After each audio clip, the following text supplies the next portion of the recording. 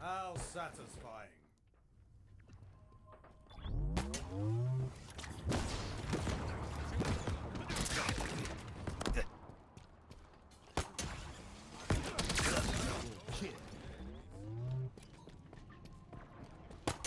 This accolade is well deserved. Kill. Killing spree. Ammunition low. Fellas, today we are gonna take a break from Path of Exile and visit the freshly released Halo Infinite multiplayer. And yes, I am aware that my channel rotates around Path of Exile and to some degree action RPG stuff. But I've done a few Halo videos in the past and I've also played throughout the entire series when I was younger, including the multiplayers, so I will consider myself prepared to handle today's video. So with that out of the way, let me just say it feels great to have a AAA FPS that is smooth, looks good and is a joy to play. Unlike, you know, another certain FPS that came out recently. Having said that, as much fun as I've had with Infinite, there are certainly some sketchy things going around in this game, and we'll talk about those in a bit. Now, I gotta be honest, I wasn't expecting to like the game after the last flight. I actually left incredibly annoyed during the Victim Battle test flight as I felt like I had a really hard time playing the game at all. I kept getting farmed and overall my experience was far from enjoyable. So when the full game, quote-unquote, rolls out, I expected more of the same and to hate the game after the first match.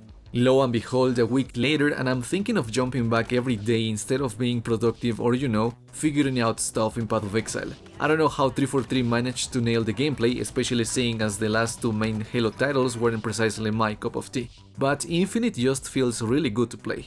The game feels right, if that makes any sense. The gunplay, the time to kill, the map design, the gun sounds, the art style, and I cannot stress this enough, the art style is actually really freaking good in comparison to the previous Halo titles that 343 has put out. Overall, I'm having a very hard time not liking the game, especially when the stars align and you manage to pull off plays that fill you with enough dopamine to become addicted.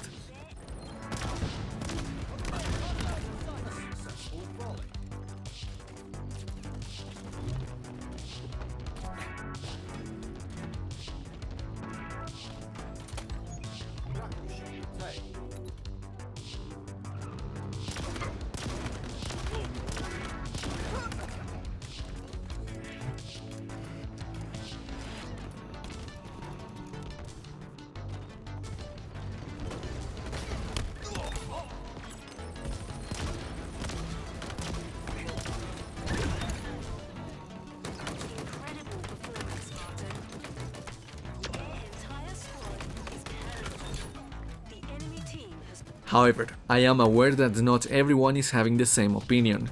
The multiplayer being free has attracted a lot of newcomers to the franchise, and I have seen and heard opinions of people who have had a really hard time adapting to the game's mechanics, especially seeing as some staple mechanics of the franchise have been here for 20 years. One of the commonly disliked things amongst newcomers is the so-called grenade spam, which I can see why they feel this way, or at least they think it is a problem, but it's something that you grow to accept, even if it's annoying at times. But on the other hand, you know you're facing terrible opponents if the only thing they can do is spam grenades. Grenades are meant to be powerful, and knowing how to bounce them can greatly help turn the tides of the combat in your favor. But generally speaking, expect those grenades to rain upon you. Another piece of criticism that I've seen is that the time to kill is pretty slow, which has always been, but you can shorten it if you understand the rules of engagement. For example, all precision weapons besides the snipers can one-tap to the head when an opponent is out of energy shield.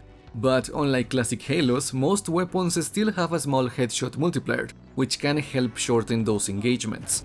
I've also seen plenty of silly comments, like people asking for the removal of the sword and hammer from 4v4, despite the fact that either are power weapons and controlling them is kinda mandatory if you wanna win. Or a few other silly comments like people who want Victim Battle to have fewer vehicle spawns. You know, overall silly stuff that really isn't gonna happen.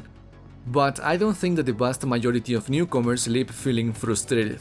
Sure, you can't please everyone, but as I said, I think the general sentiment is positive, which should mean that this game has a bright future and things can only go up from here, right?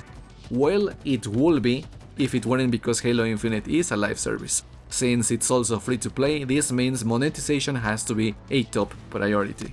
And as such, the game is riddled with player retention mechanics. As an example, my brother and I were playing a couple days ago, and we had to chase for the Total Control game mode on Victim Battle, and we got the one for capturing the power seats like 6 times in a row. And it's like, I don't want to play this, I'm just wasting my time if I'm trying to complete challenges, but you know, player retention up your ass says the complete opposite. And to take a small break from the topic at hand, I am really getting tired of this ongoing trend with the games industry. Like, I get it, the priority is making profits, and you want your player numbers to look healthy throughout an entire content season. But some of these games nowadays are going to absurd ends to ensure people play for as long as possible. In the case of Infinite, the monetization isn't good. To begin with, the Battle Pass is terrible. They are selling the armor from Halo Reach, which was obtainable through gameplay for free 10 years ago, and then 2 years ago in the Master Chief Collection when it launched on PC. This time around, Microsoft and 343 realized that they shouldn't be giving away some of the best customization the series has seen, so they decided to nickel and dime the player base.